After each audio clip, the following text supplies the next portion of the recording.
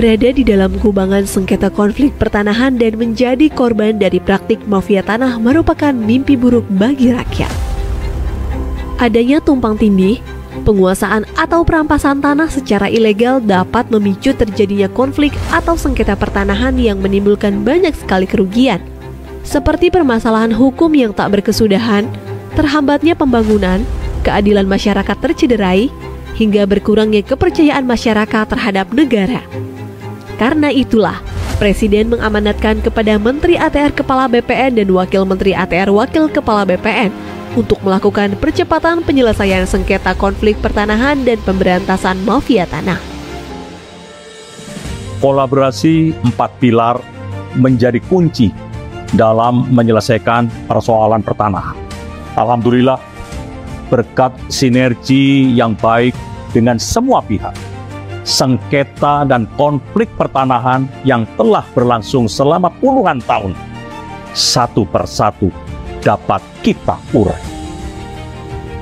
Seperti masalah suku anak dalam, SAD 113 di Provinsi Jambi yang berkonflik dengan sebuah perusahaan selama 35 tahun lamanya. Akhirnya kita dapat memberi kepastian hukum. Permasalahan tanah ex-HGU di Kabupaten Minahasa Selatan dan di Kabupaten Pemalang. Penyelesaian konflik ini masuk dalam lokasi prioritas reforma agraria dan telah diselesaikan melalui redistribusi tanah. Penyelesaian konflik pertanahan di Desa Tambak Sari, Kabupaten Pasuruan, yang juga sudah berlangsung selama hampir 100 tahun, dan sudah diserahkan sertifikatnya. Selesai semuanya. Di Makassar, kita juga telah menyelesaikan dan diserahkan sertifikat komplek hunian dosen Universitas Hasanuddin yang tidak mendapatkan kepastian hukum atas bidang tanahnya selama 40 tahun. Begitupun konflik pertanahan di kawasan Wonorejo, Kabupaten Blora, Jawa Tengah. Juga telah diserahkan sertifikatnya oleh Bapak Presiden, di mana masyarakat telah menempati areal tersebut sejak zaman penjajahan Jepang. Diselesaikan dengan memberikan HGB kepada seluruh masyarakat di atas HPL. Success story ini dapat menjadi percontohan bagi penyelesaian persoalan pertanahan yang terkait dengan aset-aset negara.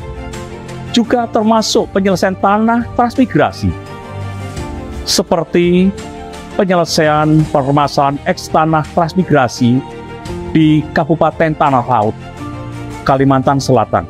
Skema yang digunakan melalui fasilitas bagi masyarakat yang secara existing sudah menguasai lahan eks transmigrasi untuk melakukan gugatan secara perdata dan disidangkan secara in absentia. Kedepan skema ini menjadi percontohan dalam penyelesaian permasalahan tanah transmigrasi lainnya yang sudah berlangsung puluhan tahun. Dan disampaikan oleh Pak Menteri, selain mengedepankan kerjasama dengan 4 pilar untuk penyelesaian sengketa konflik pertanahan, kami juga melakukan koordinasi dan kolaborasi dengan sejumlah civil society organizations, akademisi, dan masyarakat terkait dalam menyelesaikan persoalan pertanahan. Kami juga pastikan melalui program reforma agraria, negara hadir untuk mengurai dan menyelesaikan konflik pertanahan di tengah-tengah masyarakat. Benang kusut pemberantasan mafia tanah dalam 1 tahun terakhir sudah mulai terurai. Pada bulan Maret lalu, di Provinsi Kalimantan Tengah telah berhasil melimpahkan kasus pidana mafia tanah ke Kejaksaan. Tentu kasus Kalimantan Tengah bukan satu-satunya, tetapi kasus lain di 39 tempat juga telah dilimpahkan ke Kejaksaan, seperti di DKI Jakarta, Jawa Timur, Sulawesi Selatan, Banten, serta provinsi yang lain. Selama tahun 2022 hingga awal tahun 2023, upaya pemberantasan mafia tanah oleh Kementerian ATR BPN telah menyelamatkan tanah seluas 6,7 juta meter persegi, yang nilainya setara dengan kurang lebih 1,08 triliun rupiah. Keberadaan mafia tanah memang sangat meresahkan bagi masyarakat. Kami pun tidak tinggal diam. Kementerian ATR BPN terus berupaya untuk menutup ruang gerak bagi mafia tanah melalui perbaikan pelayanan pertanahan secara elektronik. Saat ini sudah ada 4 layanan elektronik di kantor-kantor pertanahan yang dapat dinikmati oleh masyarakat.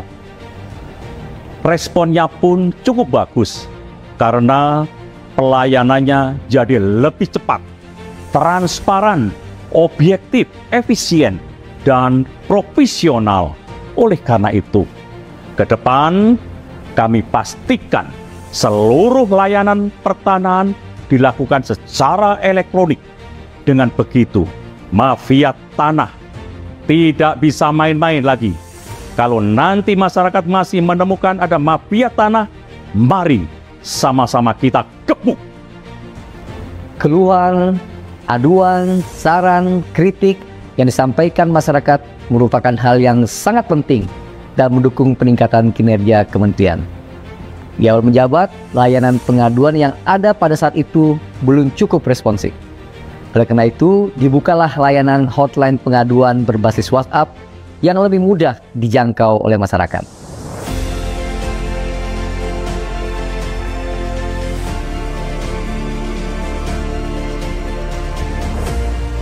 Sejak diluncurkan pada Juli 2022 hingga Juni 2023, terbukti hotline pengaduan ini telah menyelesaikan 98,9% dari total 74.564 pengaduan.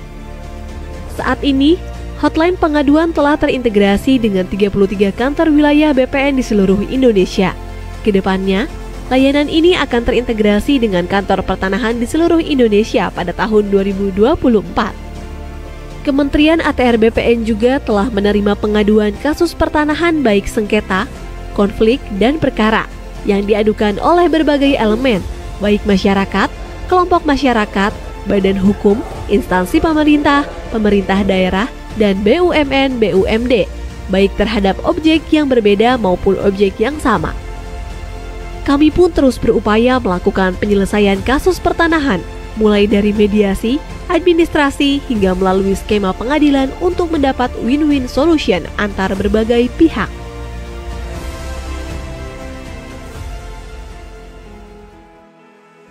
Kementerian ATR BPN sebagai badan publik berkewajiban memenuhi dan melindungi hak atas informasi masyarakat yang berkaitan dengan pertanahan dan tata ruang. Memiliki komitmen untuk memberikan informasi yang transparan, tepat, akurat, cepat, dan mudah diakses oleh masyarakat, serta sejalan dengan nilai-nilai Kementerian ATR BPN, yaitu melayani, profesional, dan terpercaya.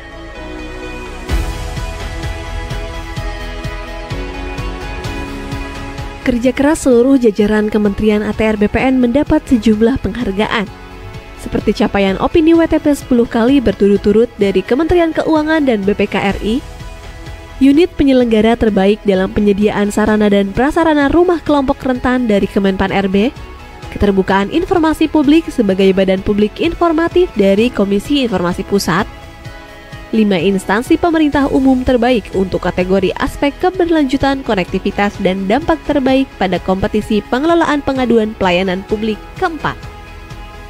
Dari segi penggunaan tanda tangan elektronik, berdasarkan penilaian dari Badan Cyber dan Sandi Negara atau BSSN, Kementerian ATR BPN merupakan kementerian kedua dengan jumlah tanda tangan elektronik terbanyak tahun 2022.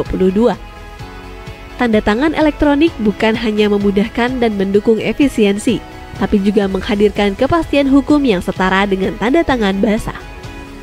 Upaya peningkatan kualitas pelayanan publik yang dilakukan oleh Kementerian ATR BPN juga mendapat apresiasi dari Kemenpan RB yang menyatakan bahwa sistem pemerintahan berbasis elektronik Kementerian ATR BPN berpredikat sangat baik dengan nilai 3,55. 1 tahun bekerja untuk rakyat, untuk Indonesia.